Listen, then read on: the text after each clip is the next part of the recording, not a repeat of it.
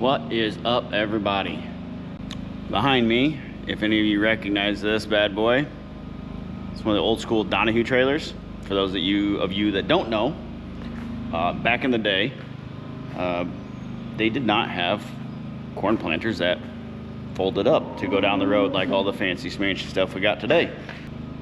So what John Deere came up with, and Donahue, I think they both made one, or maybe Donahue made it for John Deere, I can't remember now. The idea was the planter's too long or too wide to go down the road, so we got to turn it sideways so it can go down the road straight. Cool. How do we do it? Well, this trailer is what they came up with, and what it is basically is you could pin this onto your tractor in the front, take it to the field, and then you could come back here and undo the chain stops and lock with these pegs here. You could lock the wheels in place. You drive forward and these wheels will go all the way to the back where there are stoppers back there. What that does is effectively sets this whole trailer flat on the ground. Then you unhook it from your tractor, you back around, hook up to your planter, pull it off, go plant your field, reverse the process to haul it home. These trailers are pretty much gone by the wayside. Nobody really uses them anymore. You can find them laying around. I think I bought this one for like 900 bucks. As you can see, there's a whole bunch of boards missing. And my thought was, well, my Tedder doesn't have great transport wheels. I could always back that on here and essentially do the same thing. I've kind of gotten away from that idea since I foam filled my tires. So I've got a bit of a plan. Emergency backup trailer for hauling hay home to the farm when weather's coming, or we're doing straw and there's crazy amounts or whatever. For round bales, I could simply replace the boards and this would work just fine because it's 8 feet wide. And I run a 4x5 baler. For the bundles, however, to go 3 bundles wide, it's 9 feet. You could say just leave it 8 feet wide and don't fill it up that much. I could do that, but I'm only gonna fit about 10 bundles on here, which is the same as one small hay rack. And really for when we're gonna use it, it's an emergency use trailer, right? We gotta get the field cleared now. So let's go ahead and make it 9 feet wide so that I can put, if I had to, and I know this is overloading this trailer, but I'm really not worried about a $900 trailer for 3 miles from the farm or even at the home farm.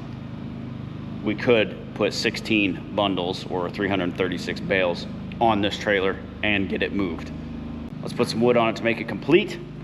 And then when the big timbers do fail, we will redeck the whole thing all at one time with nice treated boards. Might even get some rough sawn wood if we decide to keep this long term. Anyway, that's the current plan. I need to go get screws to sister these boards together. I need to get carriage bolts to attach them to the frame, and I need about a dozen 2x12s to finish filling it in.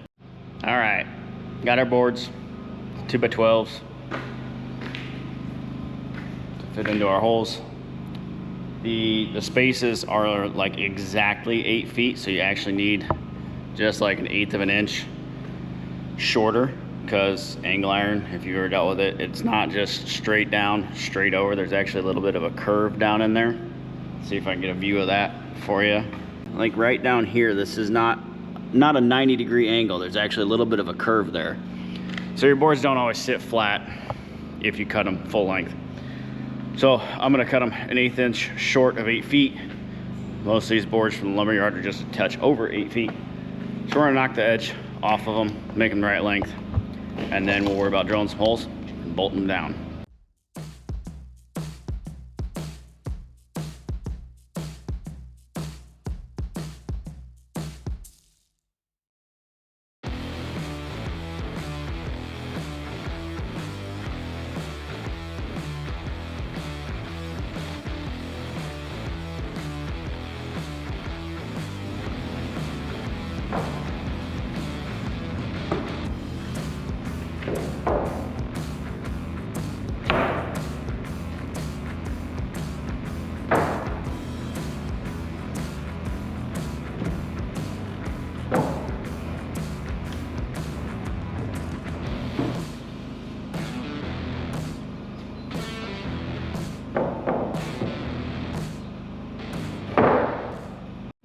Let's get a little airflow in here.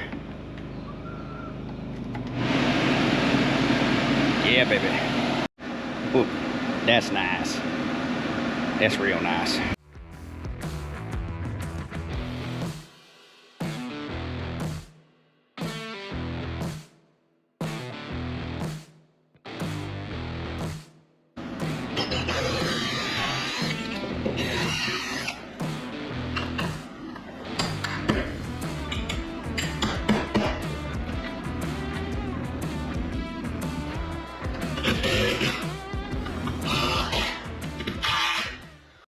All right, who else knows the rules of buying hardware? Never ever buy the exact number that you need. Why? Well, one, sometimes you miscount. Two, sometimes you're ding dong like me and you booger the threads. Last bolt, I boogered the threads. Nut won't go on. It's a carriage bolt, so I can't really hold it with a wrench very well. So we're gonna try and chase the threads on this with my gear wrench set here and clean them up so we can still use it. So got the tap and die set out, 3/8/16 coarse thread. See if we can clean this bad boy up and actually still use it here.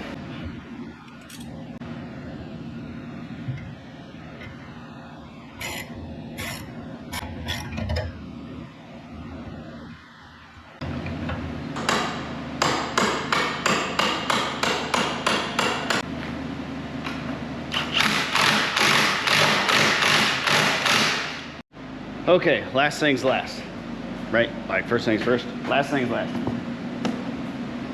We would like to get, I want to reattach this somehow. Where we had it wired, it gets awfully low to the ground, especially if you have to go through a low driveway like some of these farm field entrances are essentially a shallow ditch, really.